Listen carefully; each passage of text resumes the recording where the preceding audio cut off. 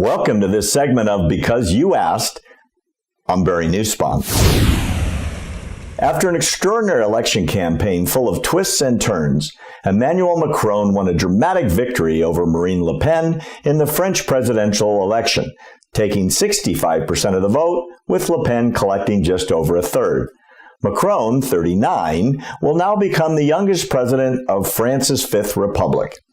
The mandate of the outgoing socialist president, François Hollande, officially ends at midnight on the night of Sunday, May 14th. Macron will be inaugurated earlier in that same day. On Monday, May 8th, the Interior Minister Matthias Fekl officially announced the results of the presidential election. Bottom line, Macron won, Marine Le Pen lost. The handover of power takes place next weekend. The ceremony follows a well-rehearsed form. Macron will go to the Élysée Palace and be received in the courtyard by Hollande.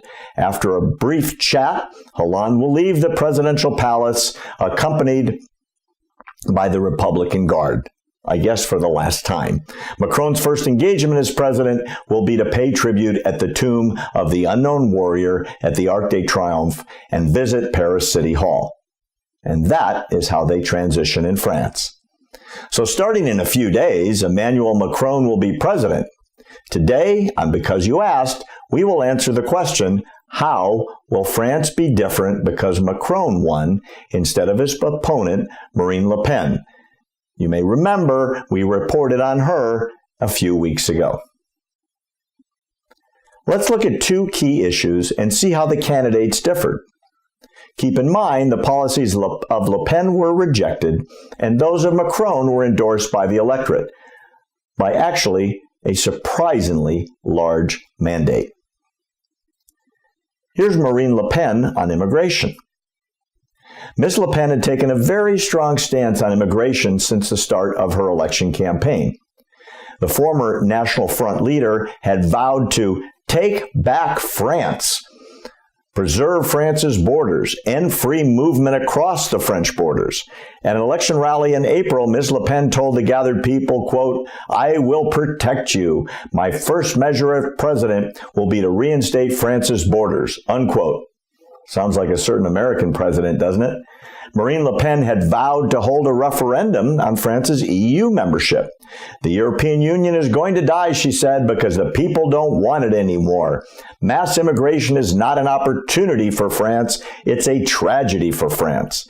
The choice on this coming Sunday, she said, is simple. It is a choice between a France that is rising again and a France that is sinking. Unquote. Under her presidency, legal immigration numbers would have been capped at 10,000 people a year, and asylum seekers would only be able to apply from outside of France. Again, sounds like a certain American president, doesn't it? Emmanuel Macron on immigration, quite different. In stark contrast to his opponent, Mr. Macron does not see France shut off from immigration in the near future, or apparently ever. Mr. Macron would rather implement integration programs that will teach foreigners about the French culture and language. On this issue, I would very much like to wish Macron good luck, as I think, honestly, it's just wishful thinking. There are hundreds of thousands of Muslim immigrants from the Middle East and Africa who are presently living in France and have absolutely zero interest in becoming part of French society. Many live in almost totally Muslim neighborhoods. They speak Arabic, they don't speak French, they follow Sharia rather than French law, and they don't want that changed. Macron has also outlined a 6-month-long processing time for asylum seekers looking for refuge in France. The former finance minister also plans to reduce the time required to obtain a talent visa, a visa that allows skilled workers to work in France based on their profession. Despite this, Macron had addressed plans to strengthen the borders with an additional 5,000 guards, and people denied entry would no longer be allowed to live within French borders anymore. So, a little bit of compromise to the position of Ms. Le Pen. Marine Le Pen on the European Union, again, quite different. During a recently televised election debate, Ms. Le Pen boldly said, quote, "The European Union is going to die because the people don't want it anymore." unquote. She had pledged to hold a national referendum in the vein of Brexit on France's membership within the EU, or as she called it, Frexit. Mocking the EU, Ms. Le Pen said the future of France was in the hands of a woman, hers or Angela Merkel's.